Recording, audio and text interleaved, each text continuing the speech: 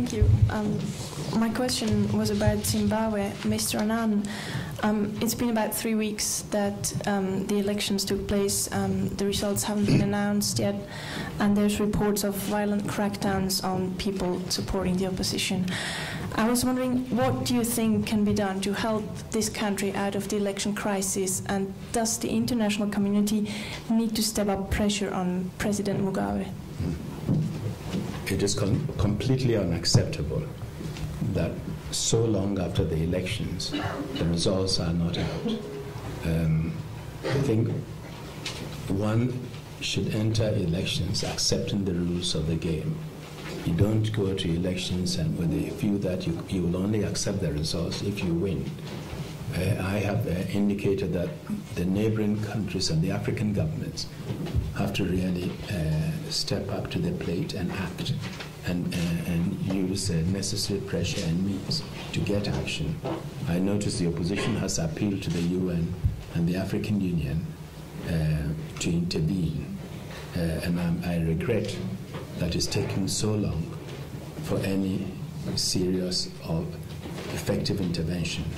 But it's better late than never, and I hope they'll be able to act.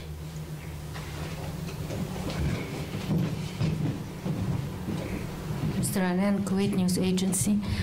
Do you think the role of the Secretary General, is there room for the Secretary General to do something effective between Hamas and Israel and break the current impasse, especially after the visit of President Carter to the region?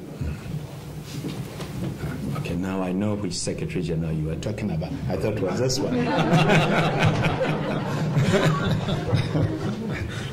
No, it's a very difficult situation in the Middle East, and as you know, I've been involved in that for quite some time. And there's a real dilemma for those who are trying to bring about peace in the region. You cannot make peace with one half of the Palestinian community and Palestinian people and fight the other side. There has to be means of bringing the Palestinians together. There has to be a willingness of those trying to seek peace and those trying to mediate to encourage all the parties to talk to each other. I know that President Carter has come under quite a bit of criticism. I don't think it's entirely fair in the sense that he set out to try and help the process, starting from the basis that all who can contribute to the peace process must be brought into the process, and you cannot do it without them. I think we should be cautious not to overreact, but take advantage of whatever opening President Carter was able to obtain to move the process forward. He's a very experienced and mature leader. He's also the only president who has been able to broker an enduring peace agreement between Israel and Egypt. And for that we are grateful, and I'm sure he believes he has something more to give. And I think we should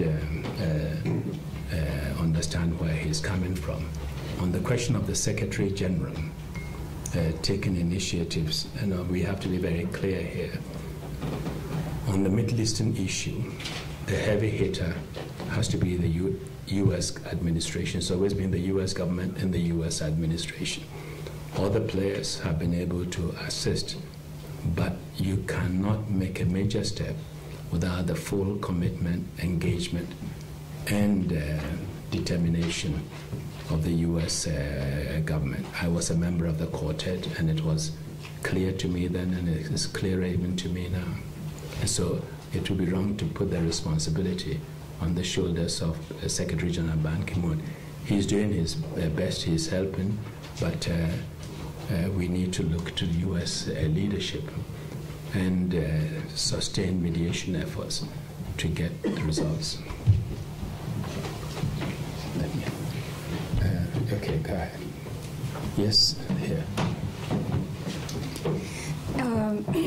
Mr. Annan, you were pivotal in resolving the issue in Kenya.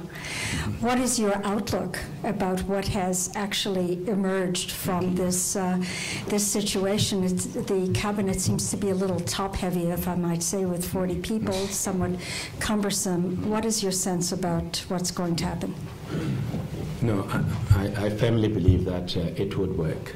I think the Kenyan leaders and the Kenyan people are determined to make it work.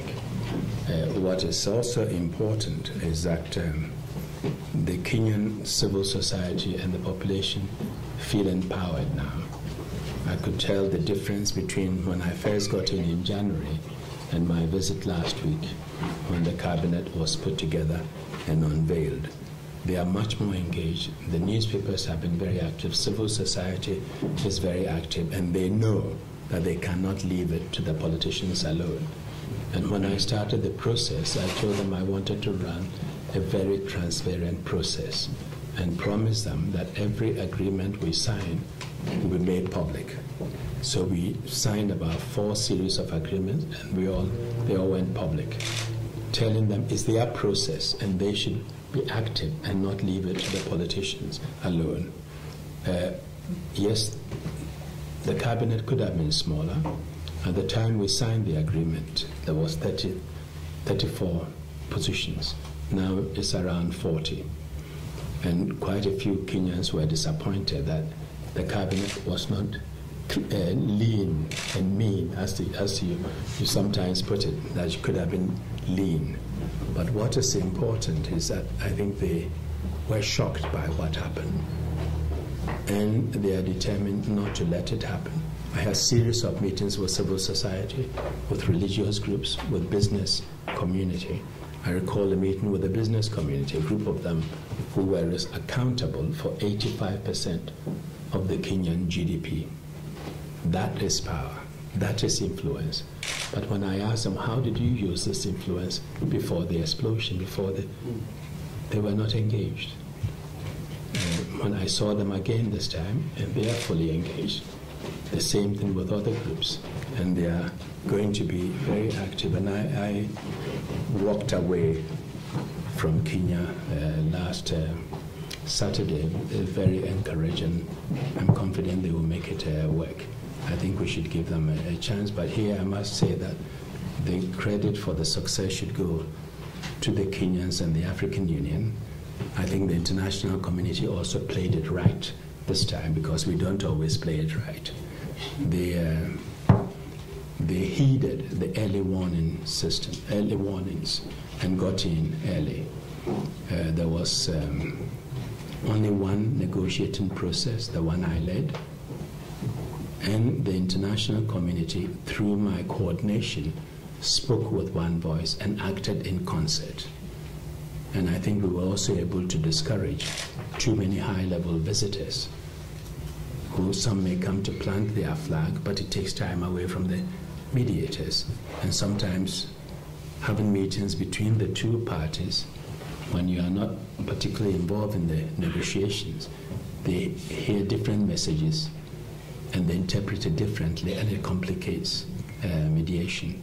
But I think the Kenyans and the region, because it had a really negative economic impact on the region, because the countries that were landlocked, from Uganda to Rwanda, Burundi, and Eastern Democratic Republic of Congo, felt the impact immediately, shortages of fuel and other essential supplies. So I think they are all going to be concerned and work together to ensure that it doesn't happen and it doesn't fall apart. And I am very confident they can do it. And the two leaders, President Kibaki and Prime Minister Odinga, have different incentives to make it work.